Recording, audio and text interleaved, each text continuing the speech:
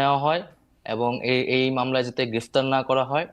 একটা এই মামলাটি এবং সাইবার সিকিউরিটি অ্যাক্ট নিয়ে আমরা নিজেরাই এর বিরুদ্ধে বলছি যে আমরা এই এই আইনটি সংশোধন করব। তো সেক্ষেত্রে পুরস্কৃত করা তো দূরের কথা, আমরা এই ধরনের মামলাকে তো আসলে বিরোধিতা করি। জনাব নাহিদ ইসলাম, সম্প্রতি গণমাধ্যমের স্বাধীনতা নিয়ে আপনি যে বক্তব্য দিয়েছেন তার সঙ্গে আওয়ামী লীগ আমলের এক সময়ের তথ্যমন্ত্রী জনাব হাসান মাহমুদের কথার মিল পেয়েছেন অনেকেই, যা আবার ডিজাইন করে দুজনের ছবি দিয়ে সোশ্যাল মিডিয়াতে শেয়ার করা হয়েছে। আমরা কি এখনো আগের মতোই স্বাধীন কিনা?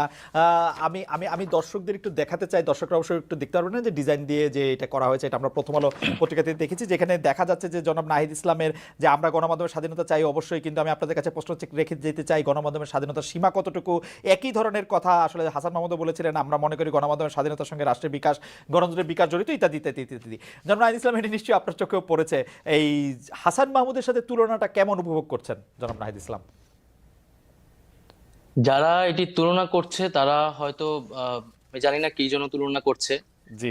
এখানে আমি একটা প্রশ্ন রেখেছি এবং আমি এখনো এই প্রশ্নটা রাখছি যে গণমাধ্যমের স্বাধীনতায় আমরা বিশ্বাস করি, কিন্তু হ্যাঁ। গণমাধ্যমকে ব্যবহার করে যদি ফ্যাসিজমের পক্ষে কথা বলা হয়, গণহত্যার পক্ষে বৈধতা দেওয়া হয়, তাহলে সেটি কি গণমাধ্যমের স্বাধীনতা হিসেবে বিবেচিত হবে কিনা? আমি আমি আপনাকে একটু জানাতে চাই যে আমরা দর্শকদের কাছে এই প্রশ্ন করেছিলাম যে তথ্য উপদেষ্টা নাহিদ ইসলাম প্রশ্ন তুলেছেন, গণমাধ্যমের স্বাধীনতার কথা বলে ফ্যাসিস্টদের প্রচারণা করা যাবে কিনা, এই প্রশ্ন সঠিক বলে মনে করেন কিনা। শতকরা ৭৭% দর্শক এতে সঠিক বলে মনে করছেন, শতকরা ২৩% দর্শক একে সঠিক বলে মনে করছেন না। ৫০,০০০ দর্শক ভোট দিয়েছেন। কিন্তু জনাব নাহিদ